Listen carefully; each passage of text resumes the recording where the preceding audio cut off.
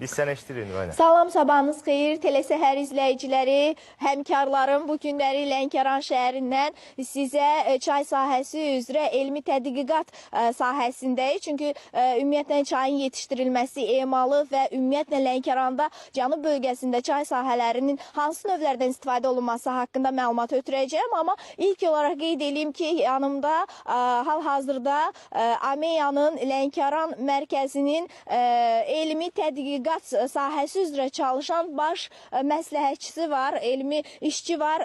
Rızayeva Çinara xanım, sabahınız xeyirli olsun. Telesəhər istəyir ki, bilsin, tamaşaçıları bilsin ki, çay necə yetişdirilir? Ümumiyyətlə, Lənkəranda nə qədər çay sahəsi var, hansı növlərdən istifadə olunur?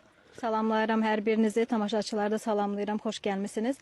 Demək, bizim çay Lənkəran Astara bölgəsində əsasən məhdud ərazilərdə becərilir. Əsasən Lənkəran Astara və qismən də Masallı, Lerik ərazisində ümumilikdə 9 hektara yaxın ərazini əhatə edir. Bu çayların əcdadı əsasən Hind-Çin sortlarıdır. Ölkəmizə gətirilib əkildikdən sonra bu yerli populyasiyalar yerli Azərbaycan çayı adını almışdır. Son illər aparılan elmi tədqiqat işləri nəticəsində 4 klon formamız dövlət sort sınağına təqdim olunmuşdur. Və bu formalar çox uğurla sınaqdan keçmiş və rayonlaşdırılmışdır. Bunlardan ən məhsuldar olanı Azərbaycan 2 və Lənkəran çay, Lənkəran Fərman çay sortlarıdır. Və daha dayanıqlı, daha məhsuldardırlar. Bildiyiniz kimi biz artıq yığım mövsümünü başa vurmuşuq. Əsasən may ayında çayın ümumi toplanışı mayda keçirilir və biz o zaman əldə olunan yaşıl çay yarpaqlarını bəs fabriklərə göndəririk və fabriklərdə bütün emal proseslərini keçdikdən sonra çay məhsulumuz qablaşdırılır və oradan da bazara ötürülür, oradan da süfrələrimizə gəlib çatır.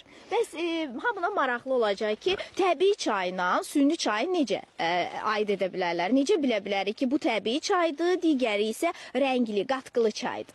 Bəli, burada əsas proses dəmləmə prosesindədir. Bildiyimiz kimi qatqılı çayın üzərinə qaynar suyu əlavə edən kimi o həmən dəm alır, rəng verir. Amma təbii çayda, yerli çayda bu proses biraz müddət aparır.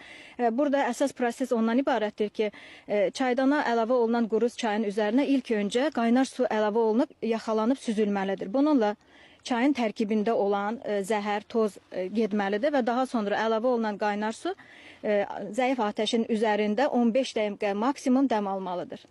Ondan sonra isə təbii ki, təbii çayın tadı, damı, ləzzəti, qoxusu hiss olunacaq. Biz hazırda Lənkəranda elmi tədqiqat mərkəzindəydik və buradan da elmi işçi ilə bərabər qısa da olsa məlumatları sizə çatdırmağa çalışdıq. Sözü sizə studiyaya ötürürük. Bir daha sabahınız xeyirli, uğurlu olsun.